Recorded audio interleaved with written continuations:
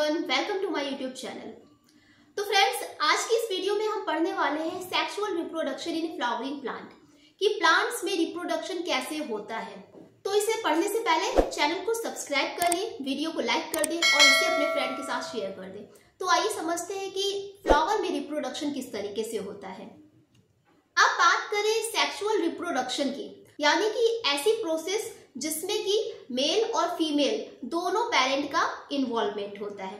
तो जो sexual reproduction होता है इसमें मेल और फीमेल दोनों का इन्वॉल्वमेंट होगा और दोनों ही गैमेट का प्रोडक्शन करेंगे।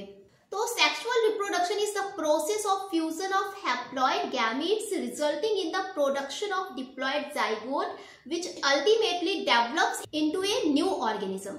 मतलब सेक्सुअल रिप्रोडक्शन एक ऐसी प्रोसेस है जिसमें कि हैप्लॉइड गैमेट का फ्यूजन होगा और उससे एक डिप्लॉइड जाइगोट बनेगा और एक नया फुल्ली फॉर्म्ड ऑर्गेनिज्म प्रोड्यूस होगा। अब हम बात कर रहे हैं प्लांट की, यानी कि एंजियोस्पर्म। एंजियोस्पर्म यानी कि फ्लावरिंग प्लांट। तो फ्लावरिंग प्लांट में जो मेल प्लांट बॉडी होती है वो होती स्पोरोफाइट, यानी कि होती है 2n। अब सेक्सुअल रिप्रोडक्शन में कुछ इवेंट्स आते हैं जिसमें कि पहला है प्री फर्टिलाइजेशन, इसके बाद इवेंट आता है fertilisation and after fertilisation post fertilisation का इवेंट आता है। तो इन इवेंट को हम डिटेल में समझेंगे। अब किसी भी फ्लावरिंग प्लांट में तो जो फ्लावर होता है ये सेक्सुअल रिप्रोडक्शन की साइट होता है। Main site of sexual reproduction is flower. अब प्लांट में सेक्सुअल रिप्रोडक्शन को पढ़ने के लिए हमें फ्लावर को समझना है कि फ्लावर में कौन कौन से पार्ट्स होते हैं, फ्लावर में कौन से वॉल्स पाए जाते हैं। तो जो फ्लावर होता है इसमें 4 वॉल्स होते हैं, जिसमें कि पहला कैलिक्स आता है, दूसरा करोला, एंड्रोसियम और गाइनोसियम। तो जो कैलिक्स होता है ये सेपल्स होता है। किसी भी फ्लावर में जो ग्रीन पार्ट होता है उसे बोलते हैं सेपल्स या फिर कैलिक्स। और जो करोला होता है ये कलरफुल पार्ट होता है और इसे बोलते हैं पेटल्स। जबकि एंड्रोसियम और गाइनोसियम ये रिप्रोडक्टिव ऑर्गन्स होते हैं। जो एंड्रोसियम होता है ये मेल रिप्रोडक्टिव ऑर्गन होता है, यानी कि नर जनन अंग होता है, जबकि जो गाइनोसियम होता है ये फीमेल रिप्रोडक्टिव ऑर्गन होता है, यानी कि मादा जनन अंग। तो डायग्राम में देखिए कि ये है गाइनोसियम और जो ये स्मॉल स्ट्रक्चर होते हैं ये है हमारा स्टैमेन और स्टैमेन से ही मिलके बना होता है एंड्रोसियम। तो इन सबको हम डिटेल में समझेंगे। तो बात करते हैं स्टैमेन की कि स्टैमेन क्या होता है। तो स्टैमेन जो होता है ये मेल रिप्रोडक्टिव यूनिट होता है। किसी भी फ्लावरिंग प्लांट में या फिर एंजियोस्पर्म में जो मेल रिप्रोडक्टिव यूनिट होता है वो स्टैमेन होता है। अब ये स्टैमेन फिलामेंट और एंथर से मिलके बना होता है। जो स्टैमेन होता है इसमें एक स्लेंडर लॉन्ग स्ट्रक्चर होता है जिसे बोलते हैं फिलामेंट, जबकि ऊपर के स्ट्रक्चर को बोलते हैं एंथर। तो एंथर और फिलामेंट से मिलके बना होता है स्टैमेन। तो ये स्ट्रक्चर है स्टैमेन का। तो अब हम स्ट्रक्चर देखेंगे एंथर का कि एंथर का स्ट्रक्चर क्या होता है। तो एंथर जो होता है it is the most important male reproductive organ. जो एंथर है ये फ्लावर का नर जनन अंग होता है। जो मेल गैमेट बनेंगे यानी कि स्पर्म या फिर एंथ्रोजॉइड्स ये किसमें बनेंगे, ये इसी एंथर में ही बनेंगे, ठीक है। और ये एंथर जो होता है it is a fertile portion of the stamen. Stamen का फर्टाइल पोर्शन होता है, तो ये बात आपको ध्यान रखनी है। अब एंथर जो होता है ये बाइलोब्ड स्ट्रक्चर होता है और इसमें 2 थीका होते हैं, तो इसलिए एंथर को डाइथिकस और बाइलोब्ड कहते हैं। अब इस एंथर को जब क्रॉस सेक्शन करते हैं, इसका क्रॉस सेक्शन देखते हैं, तो इसमें प्रेजेंट होती है 4 माइक्रोस्पोरेंजिया। तो इसलिए एंथर को टेट्रा माइक्रोस्पोरेंजिएट भी बोलते हैं। इसके चारों कोने पे प्रेजेंट होती है एक माइक्रोस्पोरेंजिया, ठीक है। तो टोटल 4 माइक्रोस्पोरेंजिया प्रेजेंट होती है। अब ये माइक्रोस्पोरेंजिया डेवलप होके पॉलन सैक बना लेती है और इन्हीं पॉलन सैक में प्रेजेंट होते हैं पॉलन ग्रेन्स। अब जो माइक्रोस्पोरेंजिया होती है ये प्रेजेंट होती है टैपिटम के इनर वॉल में। तो इसे भी अभी हम समझेंगे कि टैपिटम वॉल क्या होती है, उसका काम क्या होता है, ठीक है। तो ये है हमारा स्ट्रक्चर एंथर का। तो एंथर में ये कनेक्टिव टिश्यू है, ये आउटर लेयर एपिडर्मिस है, इसके अंदर की जो लेयर है ये एंडोथीसियम है।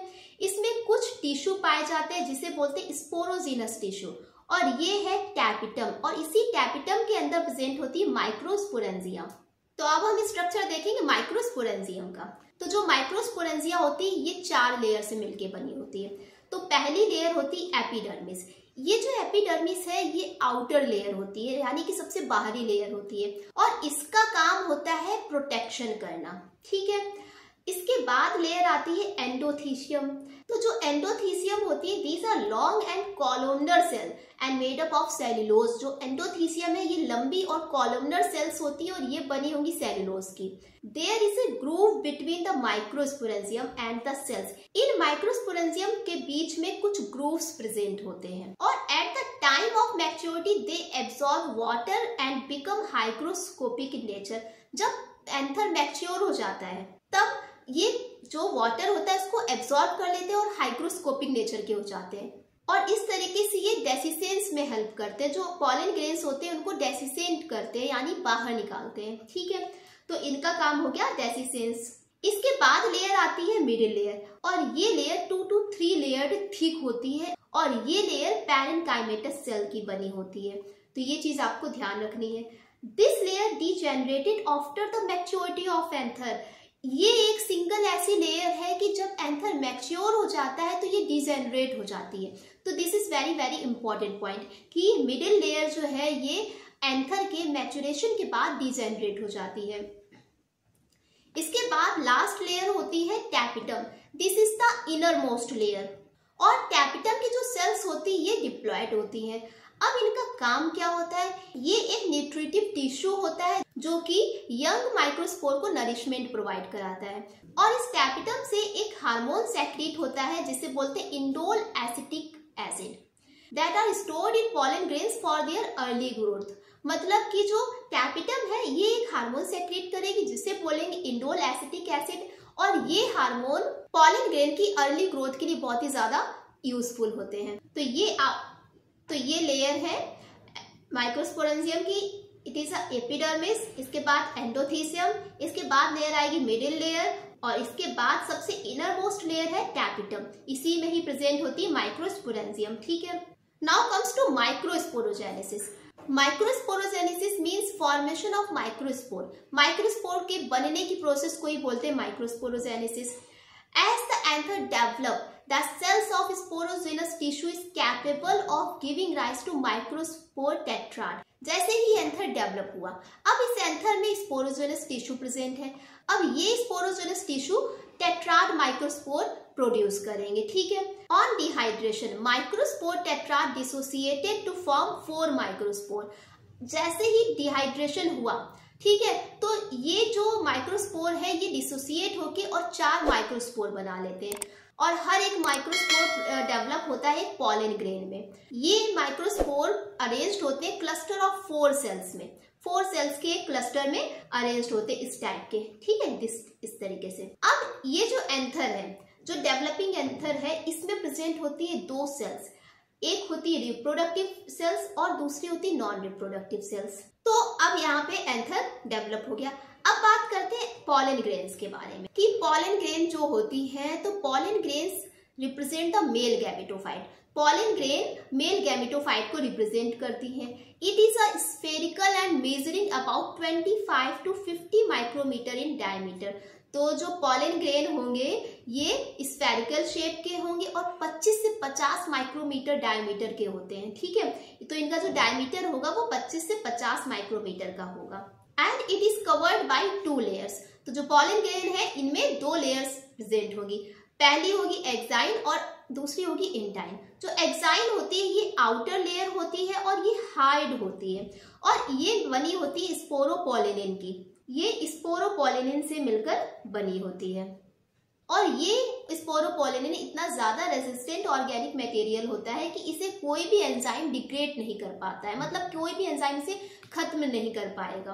The exine has prominent aperture called germ pore where sporopollenin is absent. अब इस एग्जाइम पे एक अपर्चर प्रेजेंट होता है जिसे बोलते हैं जर्मपोर, और इस जर्मपोर पे स्पोरोपोलिनिन एब्सेंट होता है। सिर्फ एक सिंगल पोर होता है जहां पे स्पोरोपोलिनिन एब्सेंट होगा। ओवरऑल बाकी पूरे पॉलन ग्रेन की वॉल पे स्पोरोपोलिन प्रेजेंट होता है। इसके बाद अंदर की जो लेयर होती है वो होती है intine. Intine is a thin and continuous layer and made up of cellulose and pectin. तो ये चीज आपको ध्यान रखनी है कि जो इंटाइन लेयर होती है किसकी बनी होगी, ये पैक्टिन और सेलुलोज की बनी होगी। तो ये होती है outer layer which is exine, और इसके अंदर प्रेजेंट होती है इंटाइन लेयर। और इस एक्साइन लेयर में प्रेजेंट होता है एक अपर्चर जिसे बोलते हैं जर्म पोर, और इस जर्म पोर में स्पोरोपोलिन एब्सेंट होगा। नाउ अब पॉलन ग्रेन जब मैच्योर हो जाता है तो इसमें दो सेल्स पाई जाती है, एक वेजिटेटिव सेल और एक जेनरेटिव सेल। जो वेजिटेटिव सेल होती है ये बिगर होती है, बड़ी होगी, and has abundant food reserve and a large irregular shaped nucleus. मतलब वेजिटेटिव जो सेल जो होगी ये बड़ी होगी और इसमें एक इरेगुलर शेप्ड न्यूक्लियस प्रेजेंट होगा।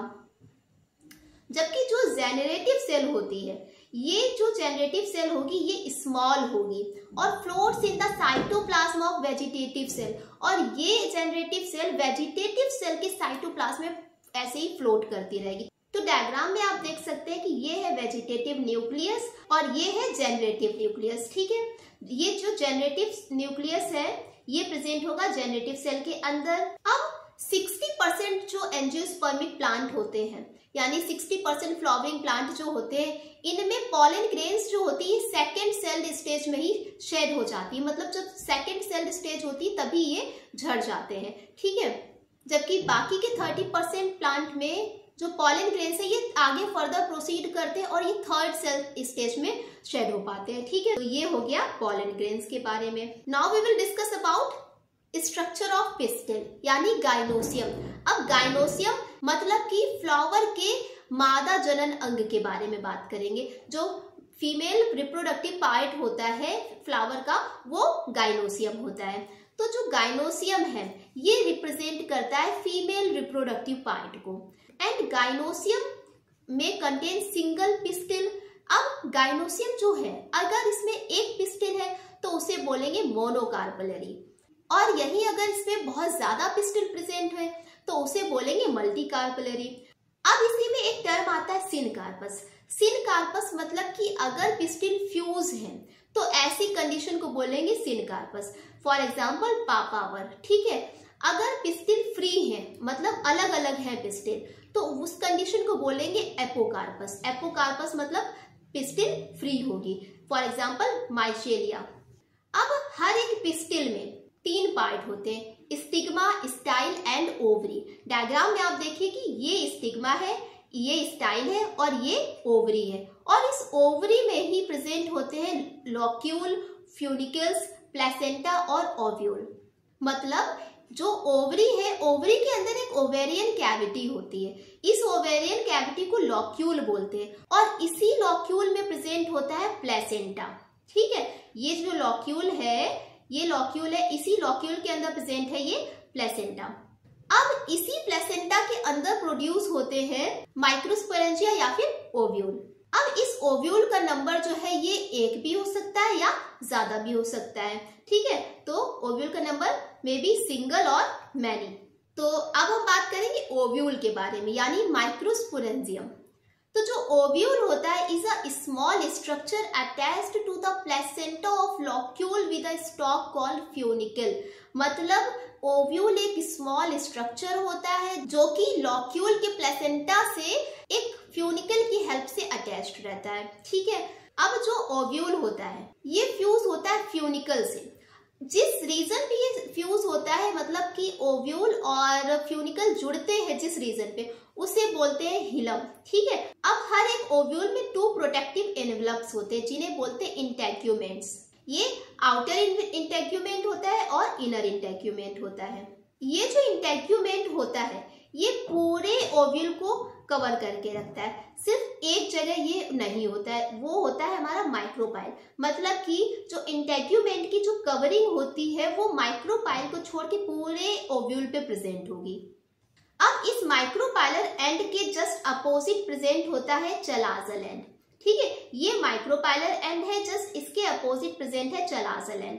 तो ये हो गया ओव्यूल का स्ट्रक्चर कि ओव्यूल कैसे बना। ठीक है, अब मेगा स्पोरोजेनेसिस। अब मेगा स्पोरोजेनेसिस क्या है? It is the process of formation of megaspore from the megaspore mother cell is called megasporogenesis. मतलब कि मेगा स्पोर मदर सेल से मेगा स्पोर्स का बनना माइक्रोस्पोरोजेनेसिस कहलाता है। In the centre of ovule there is a mass of tissue called nucleus. जो ovule होता है, हमने अभी ओव्यूल का स्ट्रक्चर समझा। ओव्यूल के सेंटर में एक स्ट्रक्चर होता है, एक मास ऑफ टिश्यू होता है जिससे बोलते हैं न्यूक्लियस। तो डायग्राम में आप देख सकते हैं ये क्या है? न्यूक्लियस है, ठीक है, जो कि मास ऑफ टिश्यू है। अब cells of nucleus have abundant reserve food material. ये जो न्यूक्लियस है इसमें रिजर्व फूड मटेरियल प्रेजेंट होता है। One cell of nucleus toward micropylar end differentiated into megaspore mother cell. अब इस न्यूक्लियस की जो माइक्रोपाइलर एंड साइड की जो सेल होती है इसमें डिफरेंशिएशन होता है और ये बना लेती है मेगा स्पोर मदर सेल, ठीक है। तो ये क्या बन गया हमारा? Megaspore mother cell. It is a large diploid cell dense cytoplasm with prominent nucleus and megaspore mother cell undergo meiotic division resulting 4 haploid megaspore. अब इस मेगा स्पोर मदर सेल में meiotic division होगा। Meiotic division होने के बाद ये बनाते हैं मेगा स्पोर टेट्राड, यानी अब ये 4 हैप्लॉइड मेगा स्पोर बना लेते हैं जिन्हें बोलते हैं मेगा स्पोर टेट्राड। तो ये हो गया हमारा मेगा स्पोरोजेनेसिस, किस तरीके से मेगा स्पोर बने, ठीक है। नाउ अब बात करते हैं फीमेल गैमेटोफाइट कि फीमेल गैमेटोफाइट क्या है और इसमें डेवलपमेंट कैसे होगा। तो जो फीमेल गैमेटोफाइट है ये होता है मोनोस्पोरिक डेवलपमेंट। अब जो 4 मेगा स्पोर टेट्राड बने थे, अब इनमें से सिर्फ एक ही फंक्शनल होता है, बाकी के जो 3 होते हैं वो डिजेनरेट हो जाते हैं। तो इसलिए जो फीमेल गैमेटोफाइट होता है इसमें मोनोस्पोरिक डेवलपमेंट होता है। Development of embryo sac from a single megaspore is called as monosporic type of embryo sac. मतलब कि सिंगल मेगास्पोर से एक एम्ब्रियो सैक का डेवलपमेंट कहलाता है monosporic type of embryo sac. अब 4 माइक्रोस्पोर टेट्राड बने थे। इन 4 माइक्रोस्पोर टेट्राड में सिर्फ एक ही फंक्शनल रहा, बाकी के 3 डिजेनरेट हो गए। तो डेवलपमेंट सिर्फ एक ही मेगास्पोर का हो रहा है, तो इसलिए इसे monosporic type of embryo sac कहते हैं, ठीक है। तो ये चीज आपको क्लियर हुई।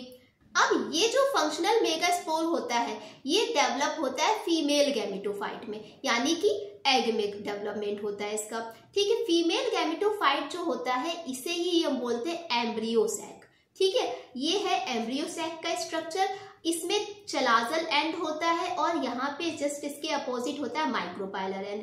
इस चलाजल एंड में प्रेजेंट होती 3 सेल्स जिन्हें बोलते हैं एंटीपोडल सेल। ये एंटीपोडल सेल्स 3 इन नंबर में होती हैं, जबकि जो माइक्रोपाइलर एंड होता है इनमें भी 3 सेल प्रेजेंट होती है, जिनमें कि 2 तो सिनर्जिड सेल्स होती हैं और 1 एग होता है।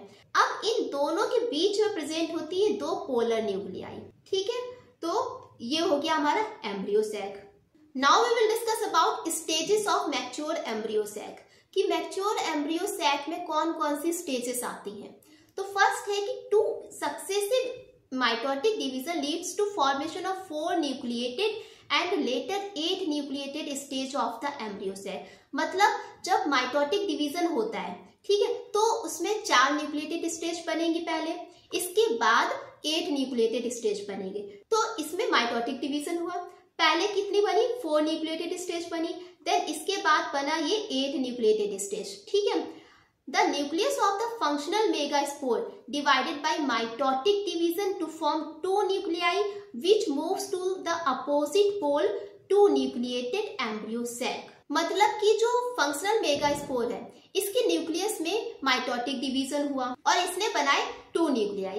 अब ये 2 न्यूक्लियाई जो है ये अपोजिट पोल पे पहुंचते हैं और ये जो माइटोटिक डिवीजन होता है this is a free nuclear type या फिर karyokinesis is not followed by cytokinesis. मतलब इसमें कैरियोकाइनेसिस नहीं होगी, ठीक है। 6 of the 8 nuclei are surrounded by cell wall and organized into cells। अब इन 8 में से जो 6 न्यूक्लियाई होती हैं ये सेल वॉल से कवर्ड रहती हैं, ठीक है। तो ये आप डायग्राम में देख सकते हैं कि ये 3 सेल्स है और ये 3 सेल्स है, 3 एंटीपोडल सेल्स हैं और ये 2 सेल्स सिनर्जिड्स की है और ये एक एग की है। बाकी की 2 क्या है, ये सेंट्रल सेल है या फिर पोलर न्यूक्लियाई है, ठीक है।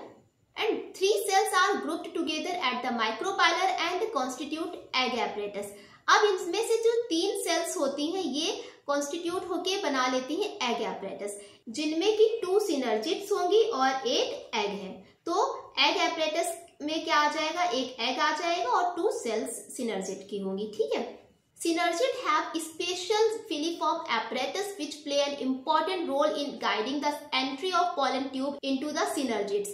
मतलब अब जो सिनर्जिड है, सिनर्जिड सेल्स में कुछ फिलीफॉर्म एपरेटस प्रेजेंट होते हैं।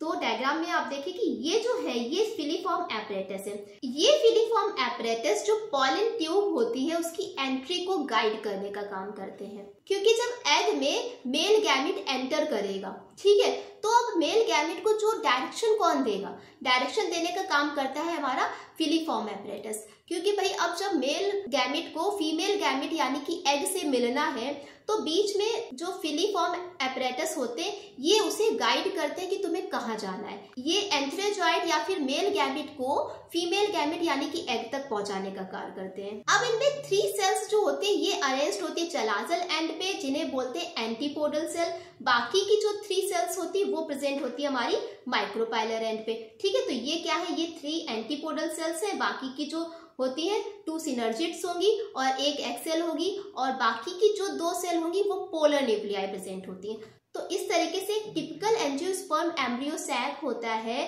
तो जब इसका मैच्योरेशन हो जाता है तो ये 8 न्यूक्लिएटेड होता है और 7 सेल होता है, ठीक है। मतलब कि अगर इसमें न्यूक्लियस की बात करें कितने होंगे तो 8 न्यूक्लिएटेड होगा, ठीक है। जबकि सेल की बात करें तो 7 सेल प्रेजेंट होंगी, क्योंकि जो एम्ब्रियो सैक है इसमें 3 एंटीपोडल सेल होंगी और 3 हमारी माइक्रोपोलर एंड पे प्रेजेंट होंगी, ये 6 हो गई। और ये जो सेंट्रल सेल है इस सेंट्रल सेल में प्रेजेंट होती 2 पोलर न्यूक्लियाई। तो इस तरीके से न्यूक्लियस कितने हो गए, 8 हो गए और जो सेल है वो कितनी हो गई, 7 सेल। तो इसलिए मैच्योर्ड एम्ब्रियो सैक जो होता है वो 8 न्यूक्लिएटेड होता है और 7 सेल्ड होता है। तो ये चीज आपको ध्यान रखनी है। आई होप ये चीजें आपको क्लियर हो गई। अब आगे नेक्स्ट वीडियो में हम डबल फर्टिलाइजेशन को पढ़ेंगे कि प्लांट में फर्टिलाइजेशन कैसे होता है और पॉलिनेशन कैसे होता है, कि किस तरीके से प्लांट में पॉलिनेशन होगा और फर्टिलाइजेशन होगा। तो अगर अभी तक आपने चैनल को सब्सक्राइब नहीं किया है तो चैनल को सब्सक्राइब कर लें, वीडियो को लाइक कर दें और इसे अपने फ्रेंड के साथ शेयर कर दें। तो पढ़ते रहिए, मस्त रहिए।